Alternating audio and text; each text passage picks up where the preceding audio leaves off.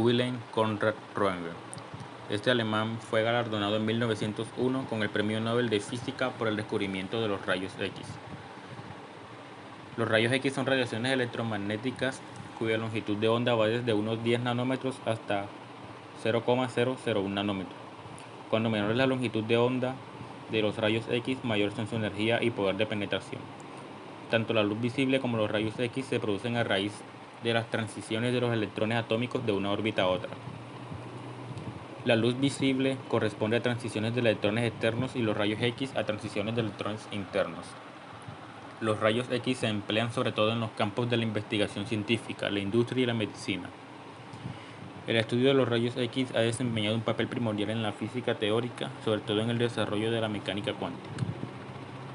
En el campo de la investigación, los rayos X han permitido confirmar experimentalmente las teorías cristalográficas.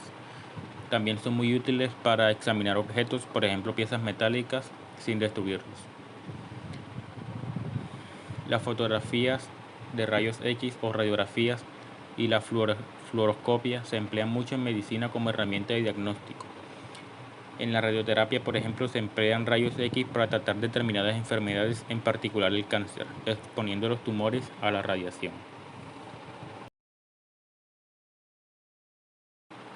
Gabriel Lichtmann. Este luxemburgués fue galardonado con el Premio Nobel de Física en 1908 por su método de reproducción de los colores en fotografía basado en el fenómeno de la interferencia. En la década de 1890, Gabriel Lichtmann descubrió un método para la fotografía en color basado en la interferencia. Esto es la interacción entre ondas de luz. Utilizando un espejo, la luz se refleja a través de una emulsión fotográfica en la que el fenómeno de interferencia produce una serie de capas ennegrecidas. La distancia entre las capas corresponde a determinadas longitudes de onda y se puede transmutar en una imagen en color. El método nunca llegó a ser de uso generalizado, pero se mantuvo como un experimento de física.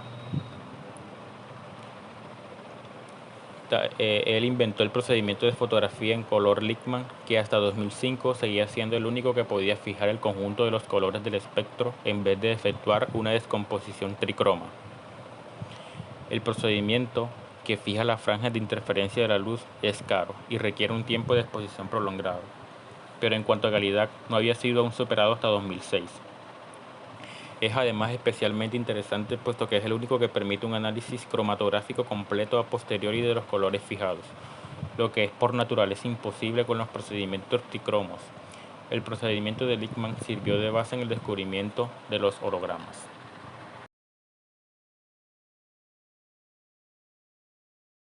Heike Kamerlingh-Onnes y la superconductividad. En 1908 se inició un nuevo campo de la física cuando se anunció el descubrimiento de la superconductividad o el transporte de la corriente eléctrica con una resistencia muy pequeña.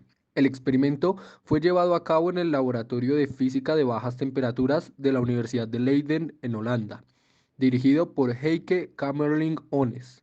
El científico estaba interesado en obtener temperaturas cercanas al cero absoluto y su búsqueda lo premió con la licuación de helio, así logrando una temperatura de 4.22 Kelvin. La superconductividad es definida como una propiedad de algunos compuestos que no oponen resistencia alguna al paso de corriente, ya que los electrones se desplazan sin colisiones y en zigzag a través de los cristales del átomo. Es decir, materiales con resistencia nula con los cuales se puede ahorrar la energía que se disipa en forma de calor en otros conductores, debido a la colisión de los electrones entre sí y con los átomos del material. Además de lo anterior, tienen otra característica muy importante que consiste en que expulsan de su interior los campos magnéticos mientras estos no sobrepasen un valor límite. El aporte de este descubrimiento tiene numerosas aplicaciones. Actualmente, los imanes más potentes son fabricados con bobinas de cables superconductores, es decir, electroimanes. Este es el caso de aquellos utilizados en grandes instalaciones científicas como aceleradores de partículas o en medicina como aparatos de resonancia magnética nuclear. Otras aplicaciones que están en mayor o menor medida en desarrollo son relevantes para la eficiencia energética, por ejemplo, cables que conducen la electricidad sin pérdidas de energía o transportes como trenes que levitan. Charles Hart Townes y los láseres. La emisión estimulada significa que una partícula de luz, un fotón, entra en contacto con un átomo que puede hacer que un electrón descienda a un nivel de energía más bajo, de modo que se emita un fotón adicional con la misma cantidad de energía.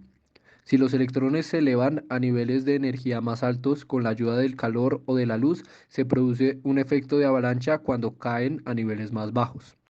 En 1964 fue otorgado el Premio Nobel de Física a Charles Townes por contribuir a poner este fenómeno en un uso práctico de máseres y láseres, los cuales producen haces concentrados y coherentes de microondas y de luz. Dicho estado de excitación es uno que es inestable y en el mismo los átomos intentarán volver inmediatamente a un estado de baja energía. A esto se le conoce como transición. Cuando ocurre, se emite una luz que es equivalente a la diferencia de energía. Este fenómeno se conoce como emisión natural. La luz emitida choca con otros átomos que se encuentran en un estado excitado similar, lo que induce una transición de la misma manera. Esta luz que ha sido inducida a la emisión se conoce como emisión estimulada. Los aportes de este invento son innumerables. Desde que fue creado se han vuelto omnipresentes y actualmente pueden encontrarse láseres en miles de aplicaciones en campos tan variados como la electrónica de consumo, la tecnología de la información, la investigación científica, la medicina, la industria y el sector militar. A modo de ejemplo, cuando se enfoca un haz de láser potente en un solo punto, este recibe una enorme densidad de energía. Esta propiedad permite al láser grabar gigabytes de información en las microscópicas cavidades de un CD, DVD o un Blu-ray. También permite a un láser de media o baja potencia alcanzar intensidades muy altas y usarlo para cortar, quemar o incluso sublimar materiales. Los rayos láser se emplean en el proceso de fabricación para grabar o marcar metales, plásticos y vidrio. Los láseres se pueden utilizar para muchos propósitos médicos, debido a que el haz de luz de un láser es tan pequeño y preciso, permite a los proveedores de atención tratar un tejido de forma segura sin lesionar la zona circundante. Con frecuencia se emplean para tratar venas varicosas, para mejorar la visión durante una cirugía oftálmica de córnea, para reparar un desprendimiento de retina de ojo, para extirpar la próstata, para extirpar cálculos renales o para extirpar tumores, entre muchas otras aplicaciones. John Williams Strutt nació en el Reino Unido el 12 de noviembre de 1842 y falleció el 30 de junio de 1919. Fue un físico y catedrático universitario que sería ganador del Premio Nobel de Física en 1904 por su descubrimiento del argón. El argón es un gas noble que en la tabla periódica tiene el símbolo de Ar y tiene como número atómico 18. El argón se caracteriza por ser inerte, tener una estabilidad física y química a cualquier temperatura y presión, y también es un buen conductor de la electricidad. Aplicaciones: se puede usar en soldaduras, en atmósferas de gas inerte, en metalurgia y siderurgia, en electricidad y electrónica, en la fabricación de tubos fluorescentes, en tubos de radio, en rellenado de lámparas de incandescencia para disminuir la rapidez con la que se evapora el filamento de wolframio. Algunos usos variados serían para la punta de proyectiles antiataque, en fabricación de bujías, para la fabricación de dardos, entre otros. Wilhelm Wien nació en Primorsk, Rusia, el 13 de enero de 1864 y murió el 30 de agosto de 1928. Fue un físico, el cual fue el ganador del Premio Nobel de Física en 1911 por su investigación en radiación térmica. La radiación térmica es un tipo de transferencia de calor que emiten cuerpos dependiendo de su temperatura. Esta radiación es electromagnética y se genera por el movimiento de las partículas cargadas que tiene la materia. Todos los cuerpos emiten radiación electromagnética, a excepción si tienen temperatura de cero absoluto. Su intensidad dependerá de la temperatura y longitud de onda. Aplicaciones: en cámaras infrarrojas, las cuales funcionan bajo el hecho de que todos los cuerpos emiten radiación térmica, por lo que esto permite que en estos instrumentos se puedan ver formas, animales y cuerpos en base del espectro térmico que se ve en la cámara. El pirómetro es un instrumento que es capaz de medir la temperatura de una sustancia sin necesidad de estar en contacto con esta. Esto es gracias a que el instrumento mide la emisividad de radiación térmica. Bueno, otro uso puede ser en la energía renovable, que es la energía solar, la cual se usa mediante los paneles y colectores solares. Por último, también se usa en recubrimiento térmico, y un ejemplo de esto sería un invernadero, el cual funciona de una forma muy similar a una placa solar, ya que tiene una emisividad selectiva que absorbe la mayor energía solar y emite la menor posible. Gracias. El Premio Nobel de Física de 1976 se otorgó al profesor Burton Richter y al profesor Samuel Ting por sus trabajos pioneros en el descubrimiento de un nuevo tipo de partícula elemental pesada. El premio se otorga a los descubrimientos en la exploración de los componentes más pequeños de la materia, más pequeños que los átomos y sus núcleos. Por un lado, el equipo de Richter descubrió la partícula sin esperarlo en un solo valor de los miles de la velocidad en las colisiones frontales. El equipo de Richter estableció la velocidad correcta y descubrió que una enorme cantidad de colisiones producía la nueva partícula, a la cual bautizaron PSI. Por otro lado, el equipo de Ting esperaba encontrar nuevas partículas pesadas que se transforman en otras dos en un electrón y un positrón. Ting y sus colaboradores habían logrado durante muchos años un campeonato mundial en este campo, estudiando de cerca cómo las partículas parentales más ligeras y más conocidas dan lugar a pares de hijas de electrones y positrones. Con el tiempo se dieron cuenta que de vez en cuando se forma una nueva pesada partícula parental en las colisiones, la cual bautizaron partícula J. El 11 de noviembre de 1974, Richter y Ting se reunieron en el Stanford Linear Accelerator Center y descubrieron que los dos equipos de investigación habían descubierto la misma partícula. Esta nueva partícula fue algo separado y nuevo y formó el comienzo de una nueva familia propia. Se abrió un nuevo campo de investigación para dar respuesta a la pregunta: ¿hay algo más en estas partículas que se cree que son los bloques de construcción más pequeños de la materia? El Premio Nobel de Física de 1935 fue otorgado al físico James Chadwick por el descubrimiento del neutrón.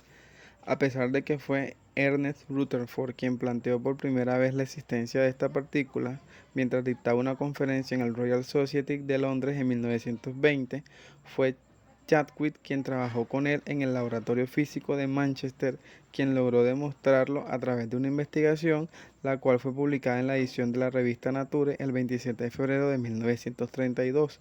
Los neutrones son partículas subatómicas y sin carga eléctrica que componen, junto con los protones y electrones, el núcleo de un átomo. Los átomos son partículas que forman la materia, es decir, de todo lo que está formado. Chadwick logró verificar la presencia de estas partículas sin carga y del mismo tamaño de un protón, del cual ya se tenía conocimiento.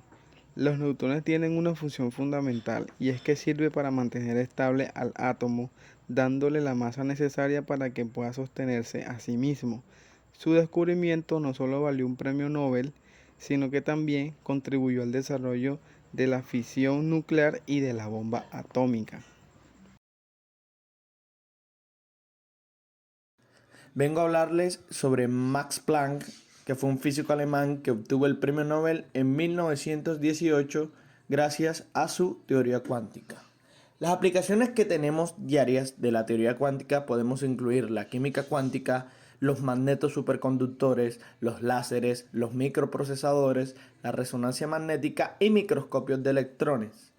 Actualmente, la tecnología cuántica es parte de nuestra vida cotidiana porque es utilizada en muchos sectores, por ejemplo, la cosmología, o sea, la exploración y conocimiento del universo, su evolución, formación y vida de las estrellas. También podremos ver los microprocesadores que encontramos en todos los teléfonos celulares que tenemos a nuestra mano. Y también quiero hablarles sobre Joseph John Thomson, que fue un científico británico, descubridor del electrón y que fue galardonado en 1906 por este suceso. Gracias al descubrimiento del átomo podemos explicar reacciones químicas como las que nos mantienen vivos, igual como en la bomba de ATP, la bomba de calcio y todos aquellos procesos físico-químicos que son los que nos mantienen. Un ejemplo de la utilización de un método físico-químico se encuentra en la arqueología, con las muestras de carbono 14 que nos permiten descubrir la edad en restos de huesos y que nos permitió tener una cosmovisión central de muchas cosas que desconocíamos. Y en toda nuestra vida cotidiana tenemos los átomos.